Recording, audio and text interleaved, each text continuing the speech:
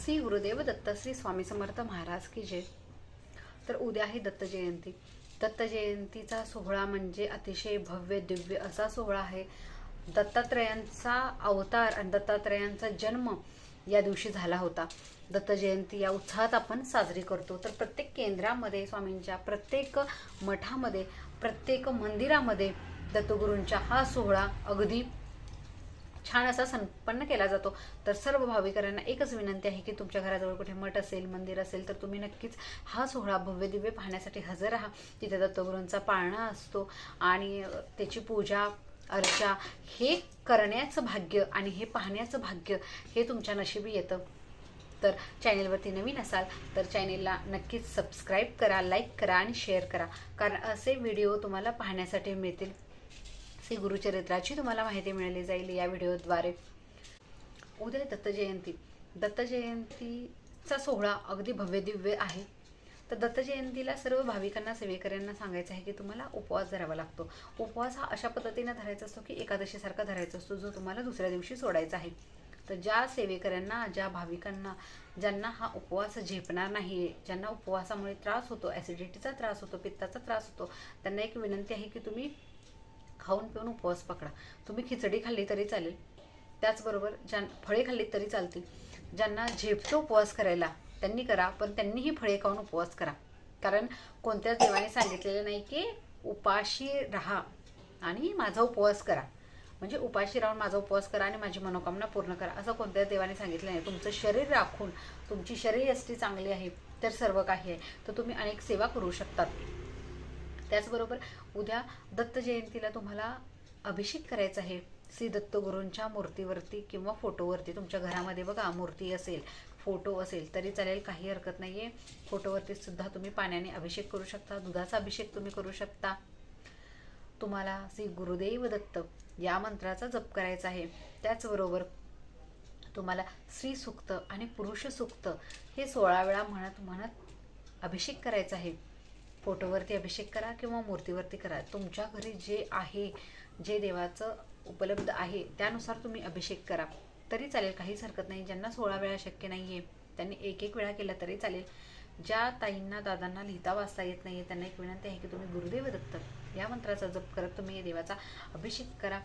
तुम्ही दिवसभर स्मरण, मनन, चिंतन केलं तरी चालेल, काही हरकत नाही आहे। आता नोकरदार वर्ग आहे, नोकरदार वर्गाला जर उद्या सेवा करायला जमत असेल तर अतिशय उत्तम आहे, तुम्ही सेवा करा आणि दत्तगुरूंच्या मंदिरामध्ये जा। श्री गुरुदेव दत्त या मंत्राचा तुम्ही दिवसभर जप करा आणि तुमच्याकडून जेवढी सेवा होत आहे तेवढी गुरुदेव दत्त यांच्या चरणी तुम्ही समर्पित करा, एवढीच माझ्याकडून तुम्हाला विनंती आहे। त्याचबरोबर बघा उद्या जसं की केंद्रामध्ये जे बसलेले आहेत बघा, पारायण करते जे केंद्रामध्ये पारायणासाठी बसलेले आहेत आणि जे दादा आणि ताई घरी बसलेले आहेत पारायण करण्यासाठी, तर उद्या केंद्रामध्ये हा जो सोहळा आहे श्री गुरुदेव दत्त यांचा बघा उद्या जन्म आहे। ब्रह्मा, विष्णू आणि महेश या अवतारामध्ये। तर बघा 4थ्या अध्यायामध्ये याचं वर्णन केलेलं आहे। तर जे सेवेकरी बघा घरी बसलेले आहेत पारायणासाठी, केंद्रामध्ये जे बसलेले आहेत तिथं केंद्रामध्ये तर हे वाचन होणारच आहे, केंद्रामध्ये तर पाळणा होणार आहे, तर केंद्रामध्ये सुद्धा तुम्ही उपस्थित राहा। हा भव्य दिव्य सोहळा तुम्ही तुमच्या डोळ्यांनी पहा, याचा अनुभव तुम्ही घ्या। पण जे सेवेकरी घरी बसलेले आहेत वाचनासाठी त्यांनी सुद्धा बघा 12:15 ते 12:39 म्हणजे 12:15 आणि 12:39 या वेळेमध्ये तुम्हाला 4थ्या अध्यायाचं वाचन करायचं आहे आणि 3 बाळके झाली इथंपर्यंत वाचन तुम्हाला 12:39 बरोबर थांबवायचं आहे।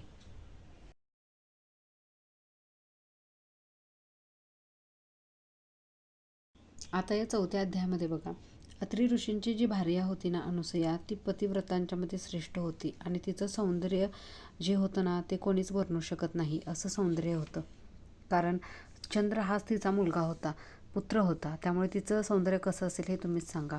आणि हे अत्री ऋषींची जी अनुसया ही जी पत्नी आहे, ही जी पतिव्रतेची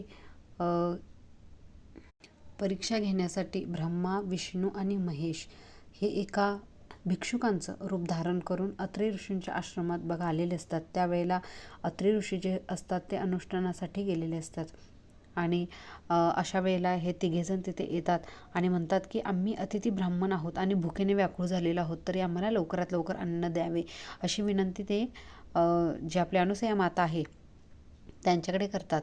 नाहीतर आता तुम्ही जर आम्हाला लवकरात लवकर अन्न देत नसाल तर आम्ही दुसरीकडे जातो असंही ते म्हणतात. तेव्हा हे ऐकून अनुसई त्यांना बसायला सांगते, आसन देते आणि त्यांना म्हणजे जे ताट वाढतात त्या पद्धतीने ते वाढण्यासाठी जाते. तेव्हा अतिथी त्यांना असं म्हणतात की आमची एक इच्छा आहे भोजनाला बसायच्या अगोदर, कारण का तुम्हाला पाहून आमच्या मनात एक इच्छा अजूनही निर्माण झालेली आहे आणि ती इच्छा अशी आहे की तुम्ही विवस्त्र होऊन आम्हाला अन्न वाढावे, नाहीतर आम्ही भोजन स्वीकारणार नाही.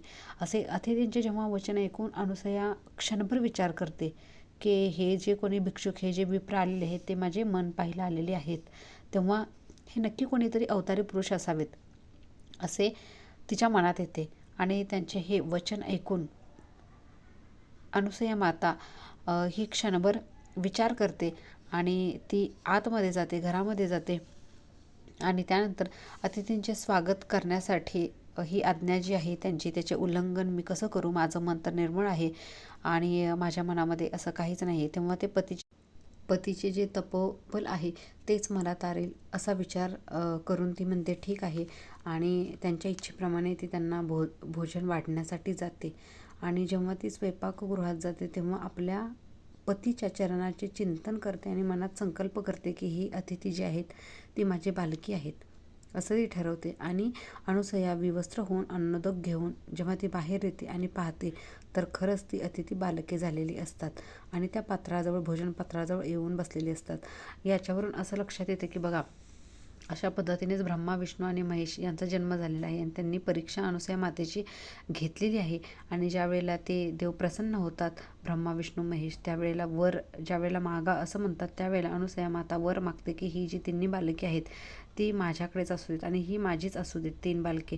त्यावेळेला तसा वर दिला जातो आणि ब्रह्मा, विष्णू आणि महेश ही जी 3 बालके आहेत ती बालके आणि हे अत्रि ऋषींच्या घरीच राहतात. हे 12:39 तेव्हा तुम्हाला अवधूत चिंतन श्री गुरुदेव दत्त असं जय जयकार करायचं आहे तुम्हाला 3 वेळा. अवधूत चिंतन श्री गुरुदेव दत्त, अवधूत चिंतन श्री गुरुदेव दत्त अशा प्रकारचा तुम्हाला जय जयकार करायचा आहे त्या दिवशी तुम्हाला. उद्या बघा गुरुदेव दत्त यांच्या दत्त जयंती निमित्ताने आपल्याला एक सुवर्णक्षण आहे. म्हणजे ज्या सेवेकऱ्यांना वाचन जमलेलं नाही आहे काही कारणास्तव किंवा कोण पारायणासाठी बसलेले नाहीत, त्यांना बघा उद्याचा एक सुवर्णक्षण असा आहे की ते संक्षिप्त गुरुचरित्राचं पारायण करू शकता तुम्ही. केंद्रामध्ये करा, मठामध्ये करा किंवा तुमच्या घरी तुम्ही केलं तरी चालेल. संक्षिप्त गुरुचरित्राचं पारायण हा अतिशय चांगला योग आहे. तसं सारामृताचे पाठ जरी तुम्ही केले तरी चालतील. 11 माळी श्री स्वामी समर्थ जप, 11 माळी गुरुदेव दत्त हा जप तुम्ही केला तरी चालेल. म्हणजे उद्याचा दिवस हा एक सोहळाच आहे. अतिशय भव्य दिव्य सेवा अशी आहे. तर उद्याचा दिवस तुम्हाला उपवास करायचा आहे आणि परवा तुम्हाला हा उपवास सोडायचा आहे. परवा दिवशी बघा सांगता आहे, ज्यांनी घरी पारायण केलेले आहेत, ज्यांनी केंद्रामध्ये पारायण केलेले आहेत, तर याची बघा सांगता उद्या आहे. उद्याचा हा क्षण अतिशय महत्त्वाचा आहे. तुम्ही वाचन किती मनन चिंतन करताय हे महत्त्वाचं आहे. तुमची सेवा किती मनोभावे तुम्ही मनापासून करताय आणि ती देवाजवळ पोहोचते हे महत्त्वाचं आहे. या सेवेचं फळ तर तुम्हाला मिळणारच आहे. आणि दुसरी गोष्ट म्हणजे दत्त जयंतीलाच आलेले आहे बघा लक्ष्मी आणि विष्णूंची अतिप्रभावी सेवा, म्हणजेच सत्यनारायणाची पूजा. म्हणजेच पौर्णिमा आहे उद्यापासूनच बघा, पहाटे पौर्णिमा लागते तर दिवसभर पूर्ण पौर्णिमा आहे. पौर्णिमा बघा पहाटेपासूनच लागत आहे आणि दुसऱ्या दिवशी पौर्णिमा संपत आहे. तर प्रत्येक पौर्णिमेला आपण घरच्या घरी सत्यनारायण हा करतोच आहे. कोणी करत नसेल महिला वर्ग तर नक्की करा आवर्जून. आणि आपण म्हणजे जे सेवेकरी आहेत काही काही ती करतच असतात बघा सेवेकरी. तर बघा विष्णू आणि श्री महालक्ष्मी माता यांची ही प्रभावी सेवा श्री गुरु दत्त यांच्या दिवशीच म्हणजे यांच्या जन्मदिवशीच ह्या दोन्ही सेवा आलेल्या आहेत. तर बघा योगायोग किती छान आहे हा. तर संध्याकाळी आपल्याला श्री गुरुदेव दत्तांचं आपल्याला सकाळी पूजन करून घ्यायचं आहे. मनन चिंतन पूजा जे काही वाचन आहे ते आपल्याला करायचं आहे आणि संध्याकाळी आपल्याला सत्यनारायण करायचं आहे. सत्यनारायणाला विष्णू आणि महालक्ष्मी माता यांची प्रभावी सेवा करायची आहे. विष्णू देवतेची आपण सेवा करतच आहोत. ह्या सत्यनारायण रूपाने विष्णूंची सेवा तर प्रत्येक महिन्याला आपल्याकडे घडतच असते आणि तिथे लक्ष्मीचा वासही असतो. ज्या घरामध्ये विष्णूंची सेवा केली जाते त्या घरामध्ये लक्ष्मी मातेचा सतत वरदहस्त असतो. म्हणजे आपल्यावरती कोणत्याही प्रकारचं कर्ज नसावं, संकट नसावं. किंवा एका स्त्रीला काय हवं असतं बघा, एका स्त्रीला हवं असतं की आपल्या नवऱ्याचं म्हणजे जे नोकरी आहे किंवा कार्य आहे त्याच्यामध्ये सदा उन्नती व्हावी, कोणत्याही प्रकारचं कर्ज वगैरे त्याच्यामध्ये नसावं आणि आपले मुलं बाळांचं आरोग्य सुदृढ असावं, चांगलं असावं, अशा प्रकारचे म्हणणं असतं प्रत्येक स्त्रीचं. म्हणजे बघा, कोणी गरीब आहे किंवा श्रीमंत आहे असं नाहीये, कोणी किती कमवतो आणि कोणी किती कमी कमवतो हे नाहीये, पण त्याच्यामध्ये किती सुख आहे हे महत्त्वाचं आहे बघा. म्हणजे तुम्ही थोड्याशा सुद्धा पगारामध्ये किती सुखी समाधानाने जगता हे महत्त्वाचं आहे आणि तुम्हाला ते समाधान महत्त्वाचं आहे. म्हणजेच तुम्ही निरोगी आहात, तुमचं आरोग्य बघा सुदृढ आहे आणि तुम्हाला सुखाची झोप लागते, हे तुमच्यासाठी महत्त्वाचं आहे. तर याच्यामध्ये बघा अशा प्रकारची ही सेवा तुम्हाला करायची आहे. तर सत्यनारायण हा घरच्या घरी करावा. तर सत्यनारायणाचा सुद्धा व्हिडिओ लवकरच आपल्या चॅनेलवरती अपलोड होत आहे. तर तोही व्हिडिओ तुम्ही नक्की बघा की सत्यनारायण महिन्याला घरच्या घरी कसा करावा. दत्तगुरूंची तुम्ही आरती करा, स्वामी समर्थांची तुम्ही आरती करा. अशा प्रकारे दत्त जयंतीचा उत्सव तुम्हाला साजरा करायचा आहे. तर झालेली सेवा स्वामीचरणी रुजू करते आणि श्री स्वामी समर्थ. भेटूया अशाच नवीन व्हिडिओसाठी. तोपर्यंत चॅनेलला लाईक करा, सबस्क्राईब करा आणि शेअर करा. श्री स्वामी समर्थ. जय जय स्वामी समर्थ. श्री गुरुदेव दत्त.